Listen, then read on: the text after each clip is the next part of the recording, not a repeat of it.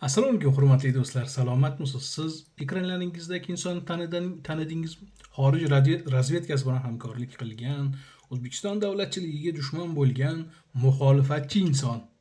Xo'sh, siz bu inson haqida qanday fikrdasiz? Bu inson zamonaviy muxolifatlik ramziga aylandi. Bugungi kunimizda ko'pchilik bu insonni albatta yaxshi va yomon tomonlama taniydi. Bugungi mavzuyimiz muxolifat haqida. Muxolifat o'zi nima edi? Bu haqda biz albatta suhbatlashamiz. Men sizlarga bugun qo'yib beradigan suratlarimdan kimlarni taniy oldingiz? Va muxolifat mavzusi o'zi sizga qiziqmi?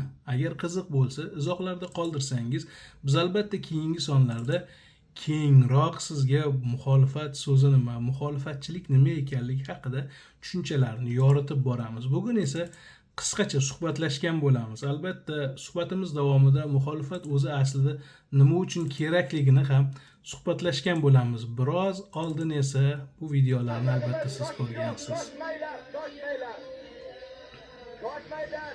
Provokatorlarga qarshi ehtiyot bo'linglar. Oldida meni birini tashida urdi, elisiboy yiqildim, shu bo'lgan ahvol. Nimaga urdi sizni? Oldida o'taman men. O'z vatanim uchun, xalqim uchun o'tmay nima qilaman?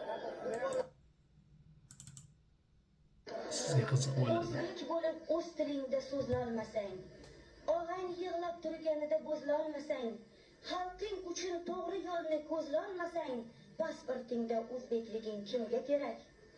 Navoiydan yakto misra yod bilmasang, siygoh chalib bobong ruhin shod qilmasang, nohaqlikni bag'rin tilib dod qilmasang, pasportingda o'zbekliging kimga kerak?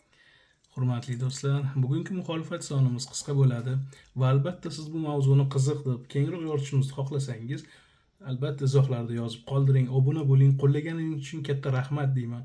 Muxolifat haqida keyingi sonda ko'rishguncha.